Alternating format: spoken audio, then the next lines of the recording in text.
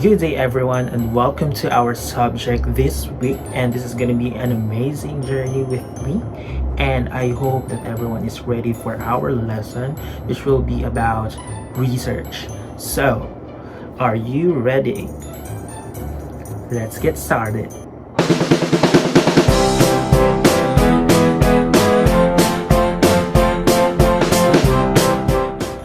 Alright, so welcome back, everyone, and this is going to be for Practical Research 1, and we're going to talk about qualitative and quantitative research.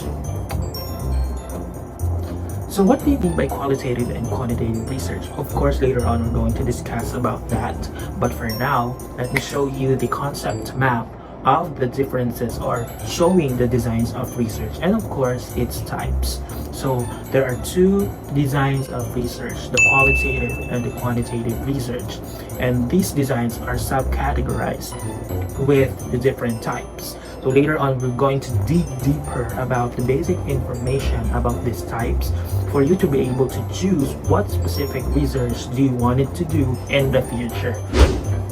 This is quite interesting because you're going to solve issues depending on your interest. Alright, so the question is, what designs of research is specifically aligned to your interest? So later on, you're going to identify and appreciate these types of research, and at the same time the different designs, or the two designs of research. So let's go. So I have here the concept map showing the designs of research. As you can see, under research, there are two designs, which are the qualitative and the quantitative research. So under the qualitative and quantitative research, there are different types, right? So as you can see here, so under qualitative research, there are 2, 4, 6, 8 categories or types, let me say. And for quantitative research, there are three types of research. So let me share with you first the qualitative research. Of course, number one, ethnography. When we say ethnography, from the word ethnic, or from the word ethnicity, it deals something about ethnic races. This is a type of research that you're going to observe, that you're going to conduct a study about ethnic groups. Okay, it's somehow related with ethnic groups. When we say grounded theory, later on going to discuss that. And then case study, of course, from the word case, it is something about actual survey or actual investigation, right? When we say discourse analysis, it has something to do with the exchange of information, or it has something to do with the conversation. You're having you're having a research, or you're conducting research through the use of having conversation or having communication with other people. Next is phenomenology, from the word phenomenon, or natural phenomenon. So it has something to do with the natural occurrence of situations or issues that is available under the sun. Next is historical research. When we say historical research, from the word historical, or from the word history, it deals from what had happened from the past. That is simple information about historical research. And of course, narrative report, which is very common to all of the students like you, because you usually do this. You are narrating what had previously happened, or let me say you are sharing with your audience or your readers what happened from the past, which is, or what which might you think that is very important to your life. Next is biography. I know that all of you are already familiar with the word biography. When you say biography, it is something about the life story, or even the life journey of a specific person, or let me say, it is a life story of a well-known people or person. Alright, so under biography, as you can see there are, let me say, 4 subcategories. So there are 4 subcategories. Number 1, scholarly chronicle. So later on, I'm going to discuss that. Intellectual biography. Number 3, life history writing. And number 4, memoir biography. So you don't read that as memoir, but that is memoir. Alright? So memoir. Now, let's proceed with quantitative research. So let's proceed with, or let's continue with the first type, of course, which is the experimental research. So under experimental research, there are 2 different types. So the pre-experimental and true experimental. Our next type is the non-experimental research, and yeah, there are 2 types once again. So these are actually survey research. Okay, so usually when we say survey research, it should be conducted on the field. Number 1, descriptive research. Number 2, comparative research. So descriptive from the word description, meaning to say you are also narrating or describing something, or that's the type of research that you are actually describing something. For example, you are describing a certain situation or certain community issue, let's say.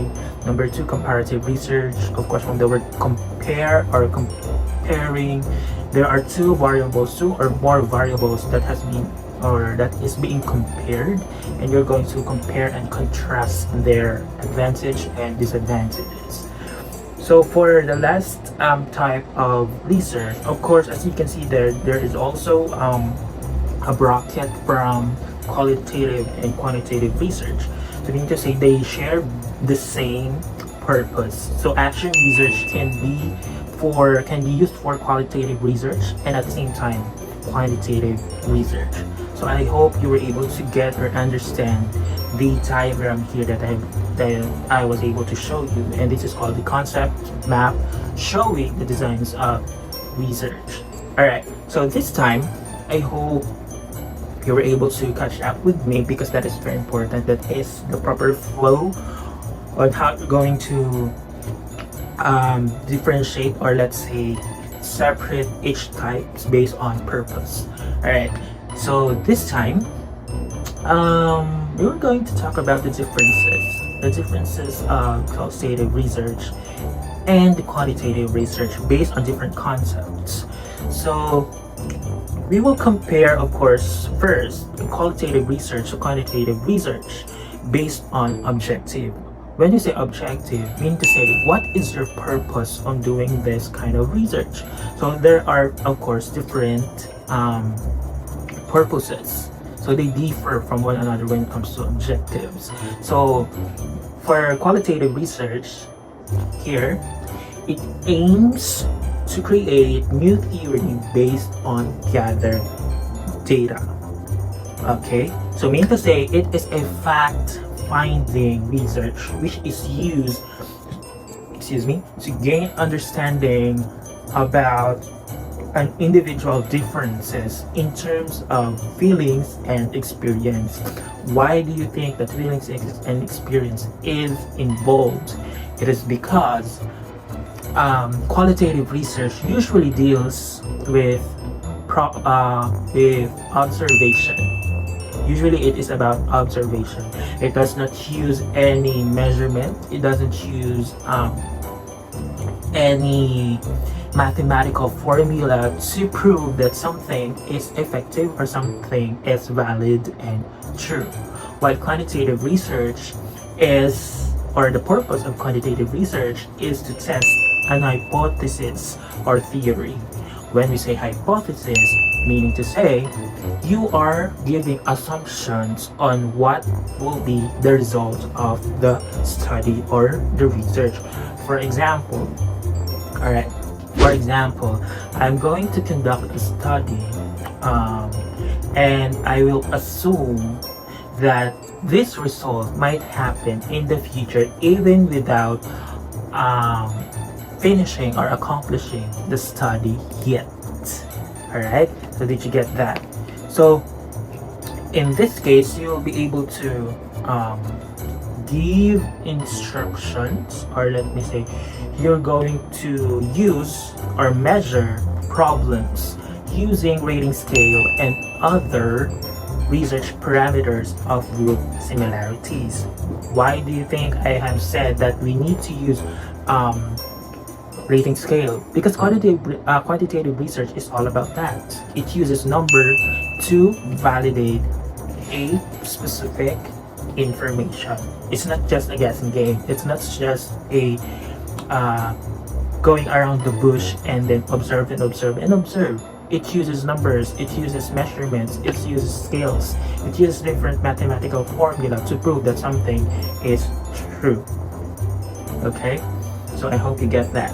Next is activities. We're going to talk about the activities. Alright, so for quantitative research and qualitative research, they are different, of course, when it comes to activities. So for qualitative research, it is usually following the rule of being inductive, and quantitative research is deductive. Why do I say that? Because the researcher, based on our reference, starts with the observations, just like what I told you earlier. So it starts with an observation and an open mind without biases, because what you see is what you get, literally. So gathering all exact details of the topic and generalization or new theory is given towards the end of the research process, just like what we are doing every day, right? Because when we are having a conversation with someone, like our friends and classmates, let me say it that way. Usually when we are talking about someone, we are easily concluding, or we are jumping into conclusion, because that is based on our observation. And that is somehow the same with qualitative research. What we see is what we get. That is a type of research that is based on reality, based on what is really happening, based on what our eyes is currently seeing. Okay, so you have to put it into writing. It's more of like a diary, because you're gathering all the information needed. You're going to parse each information, each idea, and to come up with a specific idea. Okay, so for quantitative research, we are using deductive. Why deductive? Because it starts from a hypothesis or already created theory, emphasizing the previously researched phenomenon from different views, tested against observation. So meaning to say, there are existing theories that is used to to test, to test if the existing theory is effective, or let me say, to prove that an existing theory is valid or effective. That is what we call deductive. So inductive and deductive. So for this study, we're going to proceed with the data, discussions, and presentation. So since we're going to talk about the data, discussions, and presentations, it's going to deal with statistics. Okay, so statistics. So how are we going to interpret the results of these statistics to within the research? So how are you going to make use of statistics to present the idea gathered from the study? So just like what I've said earlier, qualitative and quantitative research uses both inductive and deductive. So they are not mutually exclusive with each other in research. So inductive method or bottom up. So meaning to say, when they say bottom up, it uses or the researcher starts with the discussion from the lowest means, then explains the overall mean. What do you mean by that? The researcher going to discuss the lowest means, the lowest measurement in the research method or in the statistics. and then they're going to explain why it happened, why it got the lowest score out of all the means that are presented in the research methodology and as part of the statistics. Unlike with deductive or the top-down, it starts with the lowest mean to the highest mean. So meaning to say, why it starts lowest or in the lower part before it goes up to the highest mean. What happened? What actually happened? What are the factors that should be considered for us to determine why it happened? Why it started with the lowest going up to the highest? Okay, so you're going to understand that as we go on with the subject, because this is just a basic information about qualitative and quantitative. So as I think as you go on with this topic, or as we go on with this subject, you're going to focus on qualitative research. So anyway, it's going to be fine because you're still a senior high school student, so you have a long way for you to understand really what is research. Okay, so I'm hoping that at the end of this quarter, you'll be able to create your own research paper. Okay, so now let's proceed with data analysis. What do you mean by data analysis? You are analyzing data, literally. So how do you interpret the data being presented on your research? What does it imply? What does it gives you while conducting the research? What does it presents? What does it expresses to all your readers, or to all the people that are involved in this research study, let's say? Okay, so for qualitative research, you are going to synthesize data, interpret thematic. So meaning to say, you are being subjective, and data analysis is influenced by the personal experiences and views. So your personal beliefs, your personal experiences affects the result of your study, because you might include possible idea that had happened or may have happened from your past experiences. So you may connect all of those information to come up with specific conclusion. Next, of course, quantitative. Since quantitative, we are talking about quantity, and when you say quantity, you are using numbers. So we're going to use statistical method or statistics in this kind of research, and you're trying to be objective. What do you mean by objective? You are trying to conclude the overall result based on the objective of the research. What is your primary purpose? Okay, so it doesn't involve or let me say, it involves less likely personal experiences, unlike the subjective type of data analysis in the qualitative research. So we're trying to be objective and quantitative because it is based on numbers. We are following standards. We are following valid numbers that represent something about your research. Okay, so we are very dependent on that. So the researcher employs standard criteria in analyzing data. So just like what I've said earlier, criteria is still, we use numbers, we use rating scales, and we are using different types of measurements, or we are using different kinds of, let me say, a rubric. Okay, so how about the outcome?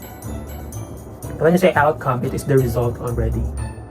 Okay, so the result already, or let me say, the final statement that you're going to share with your readers, or what the final result might be. Alright, so for qualitative research, we cultivate understanding with high validity. What do you mean by high validity? High validity because we are showing proofs. In qualitative research, we're not just talking about our observation, we're not just using our experiences, but we show proof. Not only numbers, we use numbers of course, but we are more of using proofs and evidences that will support the idea on the research paper or on your study. There are no conclusions formulated because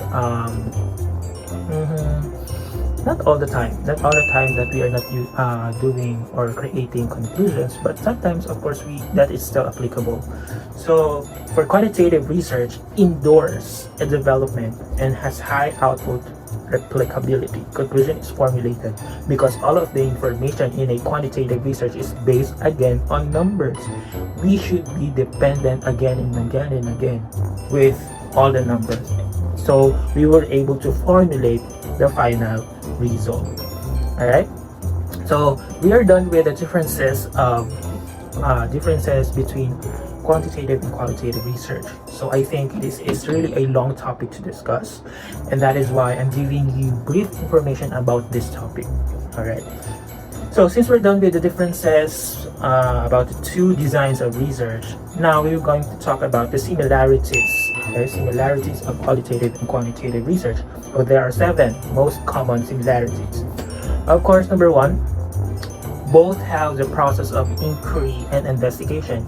Yes, because we are doing research, and research is all about inquiry and investigation. Number 2, both improve life and help us in understanding various issues of life and giving solutions to our problem.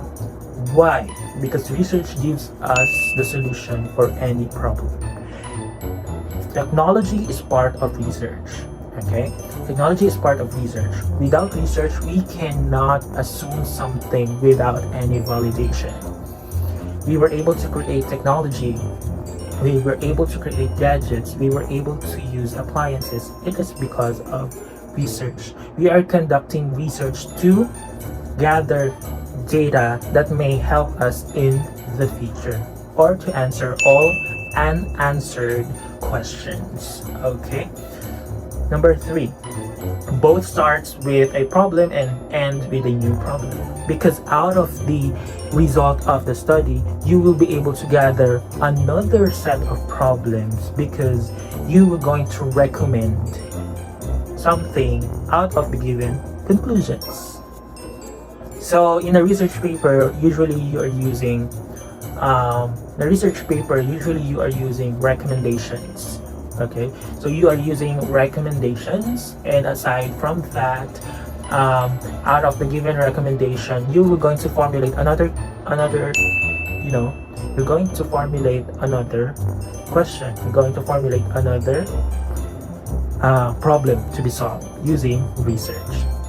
Number 4, there are 5 actually, so yeah, both use textual forms in analyzing interpretation of data. Of course, textual forms, you're using text, you're using numbers to present the idea, to express the idea, and to identify or interpret data. So yeah, textual forms. Number 5, both use inductive and deductive methods of presenting data. Just like what I've said earlier, they are using subjective for qualitative and objective for quantitative research. Alright, so we are done with the similarities of qualitative and quantitative research. Alright, so now we're going to discuss about the characteristics of a qualitative research. Okay, so there are 8 characteristics of the qualitative research. Number 1, human understanding and interpretation. Okay, so human understanding, something about the knowledge of the person, for most especially those who will read their study, those people who will be able to understand what do you want to imply with your research paper. Number 2, active, powerful, and forceful, because it is real time. You are dealing with current situation, you're dealing with real-time happenings, and of course it goes with valid information once again. Number 3, multiple research approaches and methods. Number 4, specify to generalization. You don't have to be specific, you have to generalize all the information based on the most gathered data, to broaden the idea or to get out of the box and unlock different possibilities. Number 5, contextualization, meaning to say in current domain or in current context. It usually deals with what is currently presented in a specific context. That is about contextualization. Number 6, diversified data in real life situation. When we say diversified, there are diversity of or variousness. Let's say there are variousness of real life situation. For example, in this area, they are different because they are non-dominant group of people. In this area, it is different also because they are dominant group of people. So meaning to say, there are differences, most especially in real-time situations. Not all of the observations, let's me say, are the same. It varies from time to time. So always remember that. Number 7, abounds with words and visuals. When we say words, why do we say words? Because we are writing, we are doing black and white here. And at the same time visuals, because it is based on what we see. What we see is what we write, okay? Number 8, internal analysis. When I say internal analysis, it may be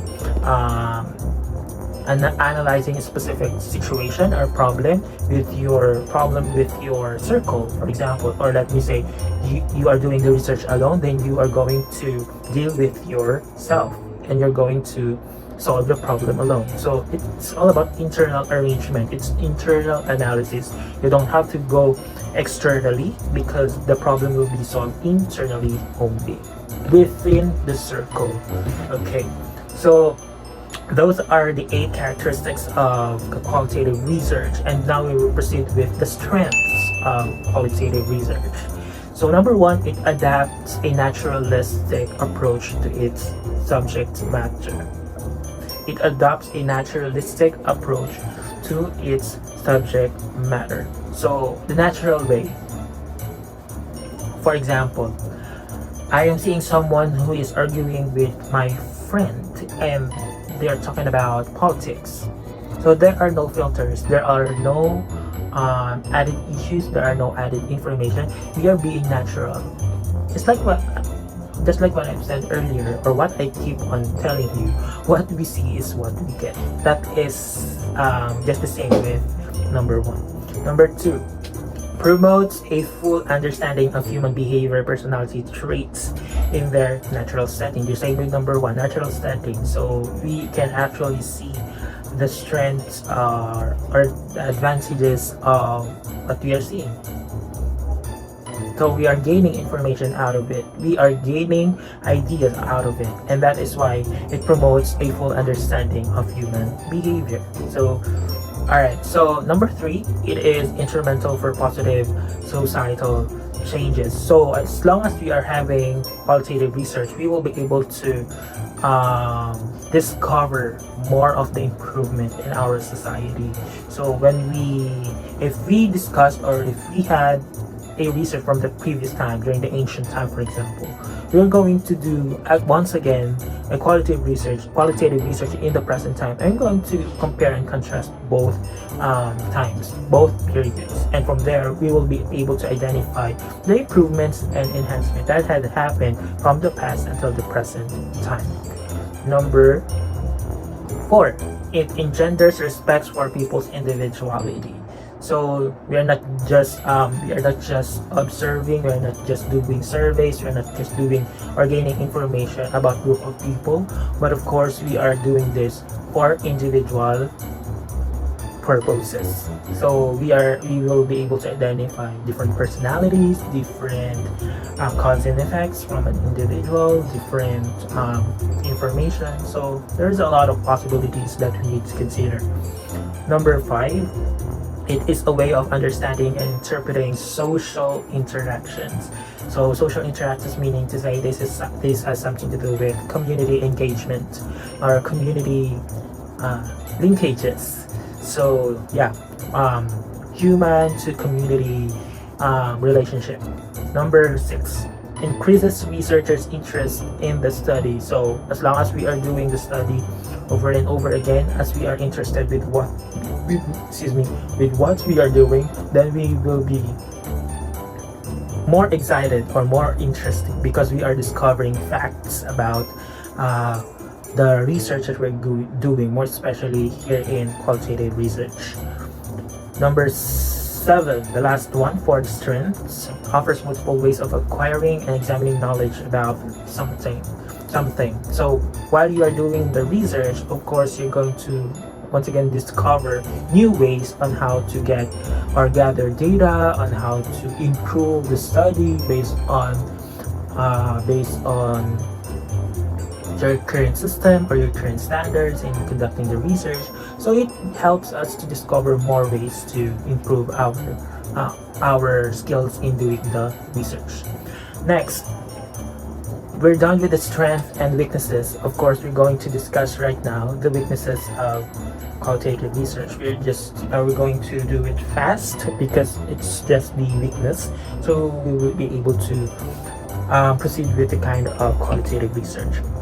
Number 1, it involves a lot of researchers' subjectivity in data analysis. So weakness, I think, yeah, it's probably a weakness because you have to include a lot of subjective analysis or subjectivity in data analysis, because you need to support the details given on the data presented on your research. Okay, so you don't need to limit your idea to 2 to 3 paragraphs. So most commonly people do it like 2 paragraphs, 3 paragraphs, because they need to include a lot of information based on their opinions, because that really matters.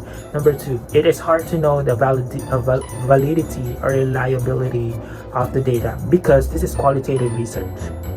We don't usually use deeper information using numbers. So what is basically on the surface of the statistics or mathematical method used is the one that we are using only. We are not digging it deeper because we are not conducting experimental research. So we don't need to get out of the box and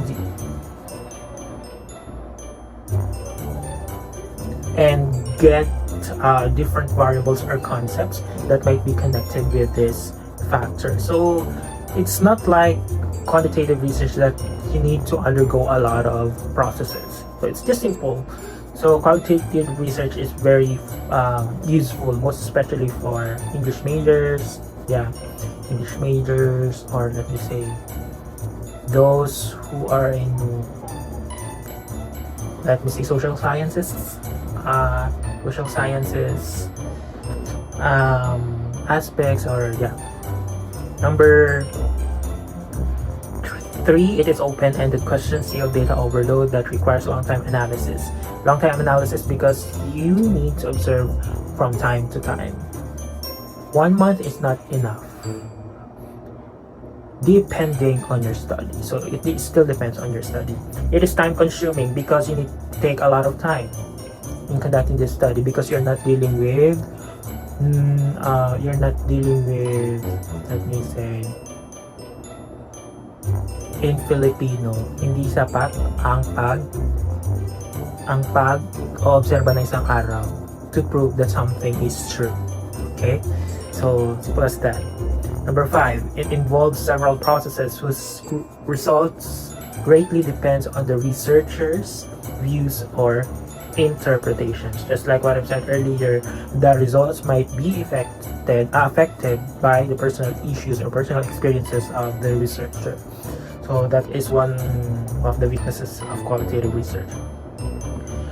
Next is the final topic that we're going to discuss is about the kinds of qualitative research. Number 1 is the case study. Number 2, ethnography. Number 3, phenomenology, content discourse analysis, historical analysis, grounded theory, narrative report, and biography. So there are also 5 common types of biographies, just like what I've shared to you earlier.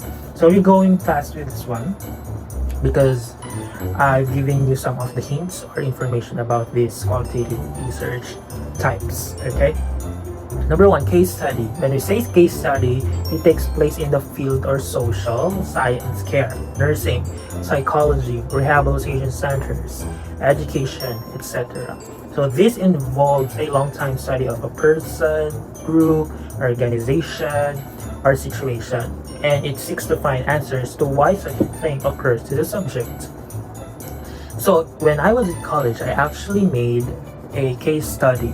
So my title is about the mother tongue-based multilingual education from the North and South District of Ojong and Romblon. So that is a case study. Why do you think it is called a case study? Because we have conducted how effective, or we wanted to know how effective the MTB MLE implementation in the educational system of the Philippines. Because that was the first year, I think, of implementation of senior high school, the additional 2 years of education. So we have conducted MTB MLE among grades 1 to 3 teachers from both North and South districts of Ojongan. So we were able to find out that there are difficulties, of course, most especially in learning materials, because it is not yet translated into mother tongue, which is the primary focus of the MTB MLE. So sort of information like that. That is an example of case study. Another example is teenage pregnancy in the public high schools. So teenage pregnancy in the public high schools, do you think it is rampant, or it usually happens every year? Do you think it grows from time to time? So that is a case study. You need to undergo a lot of surveys to prove that something is true. Number 2, ethnography. So it is a study of a particular cultural group to get a clear understanding of its organizational setup. So internal operation and lifestyle. Usually ethnography, a real-time experience of a researcher, because from what I know, ethnography involves the presence of the researcher in the current domain. So they have to live there for a specific amount of time, and then they're going to experience the culture. They're going to live the lifestyle of these people, and they have to study everything about this ethnic group. So yeah, since this qualitative research, they're going to observe, they're going to learn, they're going to educate themselves about the different factors that is existing in their study. And number 1 is the lifestyle. Okay, and they have to observe, they have to willingly put their interest on that, because they will not be able to come up with just a guessing game sort of research. So it's based on valid information, and they have to present proofs to validate the information on their study. Number 3, phenomenology. Refers to the study how people find the experiences meaningful. So an example is life without gadgets. When we say phenomenology, current situation, current happenings that affects human lifestyle. So for example,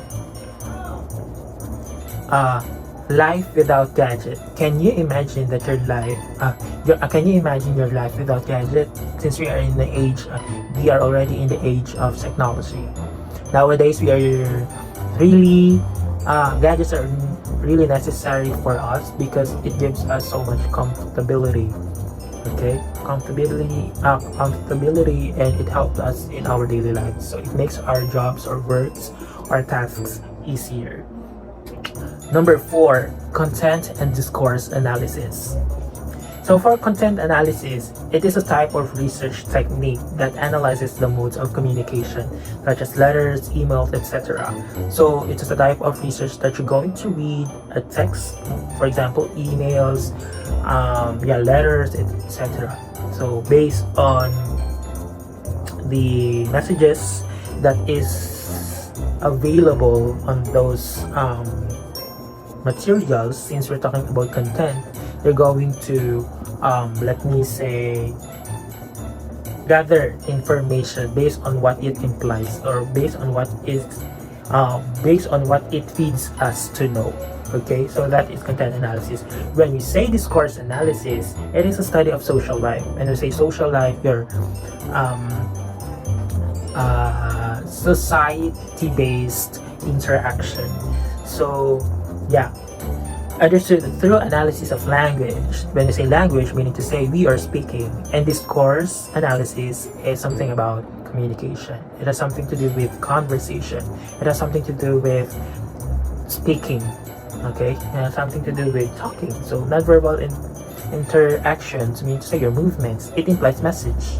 So there's still language. Language exists. So the presence of language in any forms can be considered under discourse analysis.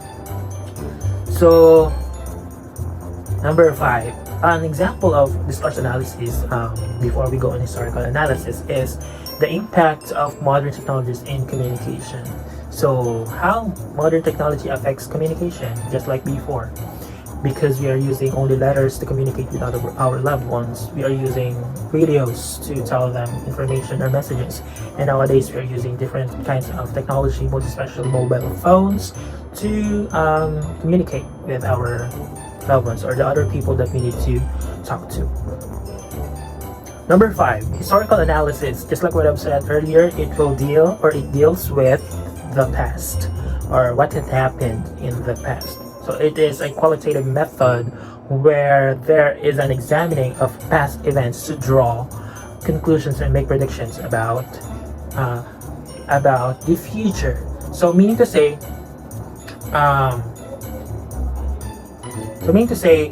we are conducting this because we wanted to know what had happened in the past, which results to the present time.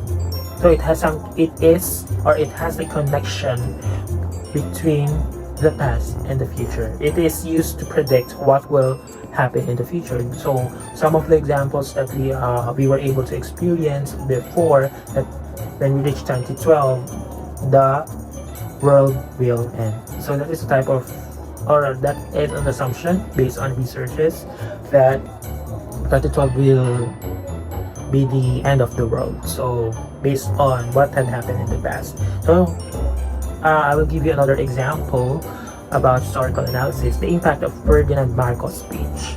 So the speech of Ferdinand Marcos before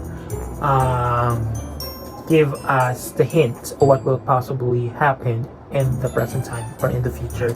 So I'm not yet familiar with the Ferdinand Marcos speech, but I think since it's a great example, yeah, I think it gave us something that was included in Marcos' speech that happened in our present time. So grounded theory. Grounded theory takes place when there is a discovery from new theory analyze your study at the time, data of collection and analysis. So it's somehow technical. So grounded theory. So we don't usually do this, and we don't usually follow this kind of research because this type of qualitative research, because most of the time we are using descriptive. Yeah, we are using descriptive type of our descriptive method. Okay, so maybe, or it's rare for us Filipinos to do grounded theory, but yeah, we can also do this. Number 7, narrative report, which is a very common one, designed to present things or events that have happened in the past through a logical progression of the relevant information. We usually do narrative report because we want to narrate something. We want to tell something about a very important information. We are, for example, we are explaining, we are narrating what had happened also in the past. We are narrating what previously happened. We are narrating what might happen in the future. We are narrating our own opinions about a specific topic, sort of storytelling. So that is a type of narrative report.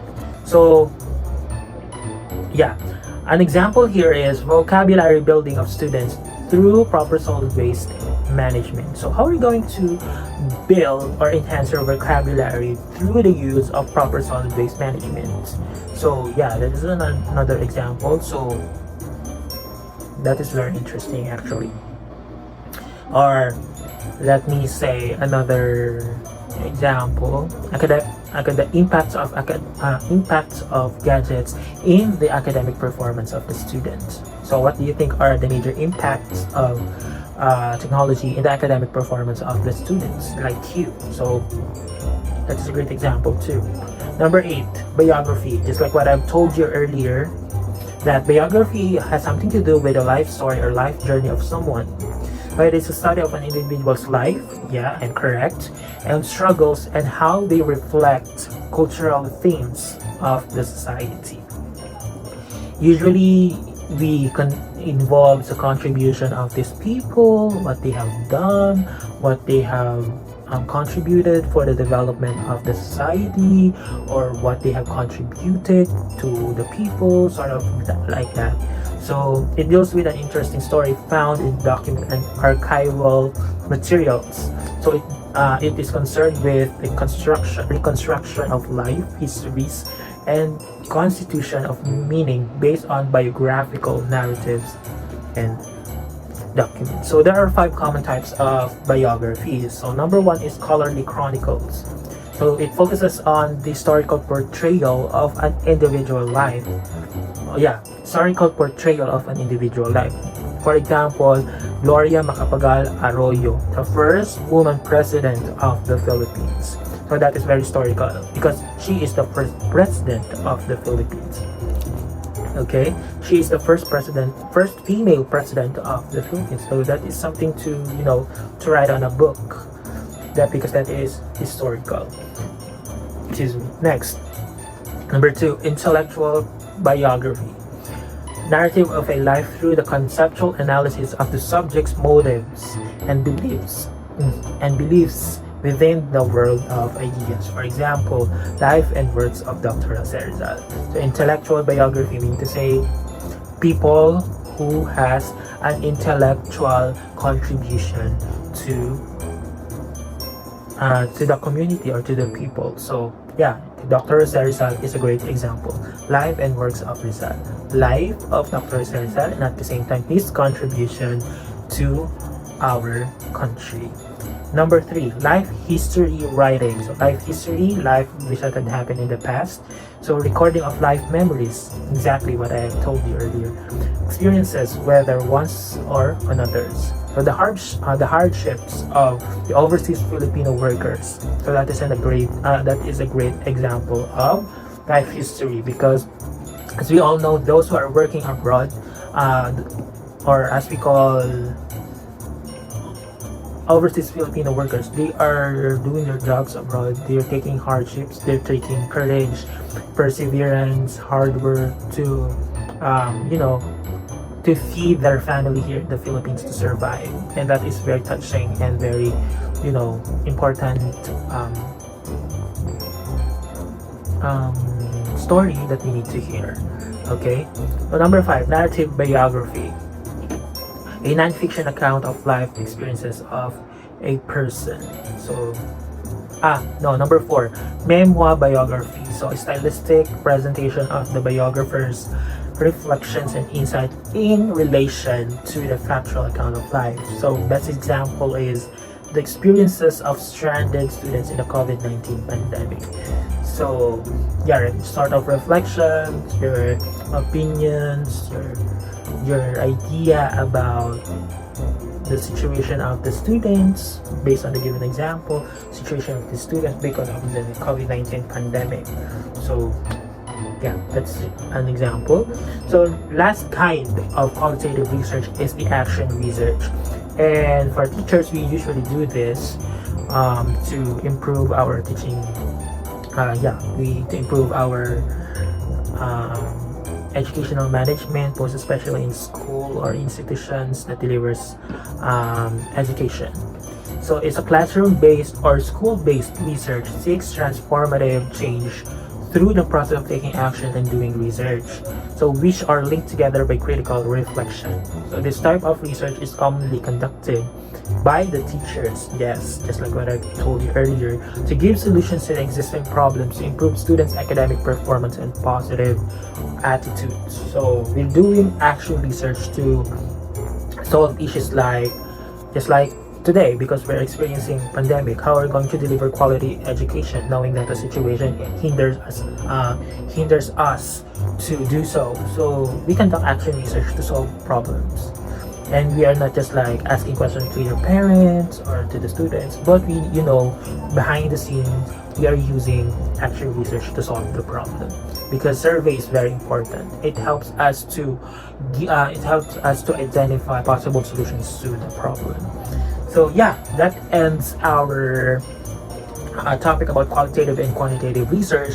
And now, I hope you were able to learn a lot from the discussions, because it's a quite long discussion and 1 hour is not enough. But anyway, let me give you activities to do so. And I think this is going to be interesting, because you were able to know or to absorb information from the discussion about qualitative and quantitative research, and this is going to be easy for you to do so. So I hope you are all ready. So let's proceed with the activity. Alright, so we're going to have a series of activities here, and I want you to answer this. And if the time limits you to do so, please consider it as your assignment, okay? So please answer learning task 2. So it is only multiple choice. So what you're going to do is to encircle the correct answer or the letter of your choice. So you have to answer the learning task number 2. And there are 5 items only, so that will be easy for you. Next is the learning task number 3. Okay, so learning task number 3, so the letter B and the letter C. So answer the questions briefly, write your answers in a separate sheet of paper. So this is just an essay, so you can write your answers briefly. I think 2 to 3 sentences is enough per number or per item. So don't make your answers too long, because it is not necessary already. So you just have to be specific and straight to the point. Letter C. Tell whether the following statement is quantitative research or qualitative research, and explain your answers. So there are two items to answer. So what you need to do is to answer this if it is qualitative or quantitative. So which one is quantitative and which one is qualitative. So there are 2 items only, so that's going to be easy for you to answer, and you just need to simply explain your answers. And next activity, please write down. Please proceed to the engagement part on your module. Of course, please answer letter A. So decide whether the following topics or research questions is qualitative or quantitative. Explain why and what is your basis. Write your answers on the spaces provided. So since you're using your paper or answer sheets, please make use of a space to answer the following items. There are 5 items actually. So explain what is your basis and tell me or tell us if it is qualitative or quantitative research. So there are 5 items. So yeah, I know you can do that because you already discussed the basic information about qualitative and quantitative research. And after that, since these activities will be good for 1 week, okay, so you have enough time to do the following activities. And yeah, you have your weekly home learning plan, so you have your basis on what to do. So I'm just sharing you once again the activities to do. Okay, so answer what's more, compare and contrast, right? Compare and contrast. So you have to write in a separate sheet of paper. So there is an instruction on what you're going to do, and it can be found in the what's more part. Okay, and the last one, learning task number 6. Think of your own research topic which you would like to work on. So keep in mind that you have learned from this lesson to justify the specific research type for each chosen topic. So what's your top two most interesting topics below? So share with me or share with us your two most interesting topic that you think you will be interested to conduct. Okay, so what are the two major topics that you are interested to do so? Okay, and yeah, proceed to the assimilation part. So using the Venn diagram, you just have to write down the similarities, the differences of qualitative and quantitative research. Simple as that. So there are two circles interconnected with one another, and you just have to write down the similarities and differences of qualitative and quantitative research, okay, by using the Venn diagram. And please answer what I can do as your assessment. So you only have 5 items once again, and you have to encircle the letter of the correct answer. So you have enough time to do the following, because there are 2 items on the other activities, and there are only 5 assessment that you're going to answer by just encircling. So that is easy as 1, 2, 3. And I have the hopes and trust that you can do this activity perfectly. All right, so for the last one, of course, I want you to do a reflection based on what you have learned in this topic, because your learning matters to me. I mean, from there I will be able to know if there is lacking, or if there are information that I think you are still confused, and so I will be able to assist you further in the future to fulfill all those gaps. Okay, so I'm just here to help you out. Don't worry, because as a teacher, I'm going to help you answer questions that is not clear in your mind. So just like research, we are giving or finding solutions to specific problem, and just like a teacher, I'm going to give you answers to confusing questions that you think is hard to answer. So I hope you had fun in this topic, and qualitative research and quantitative research is very fun to study. So since we have limited amount of time, we will just continue or proceed with the next topic, okay, later on after this week, and I hope to see you soon once again. So thank you very much for watching, and I hope you stay safe, and please be healthy, because this pandemic gives us the chills and thrills. And yeah, we hope to see you once again once face-to-face is available. Thank you very much, and see you soon. Bye bye.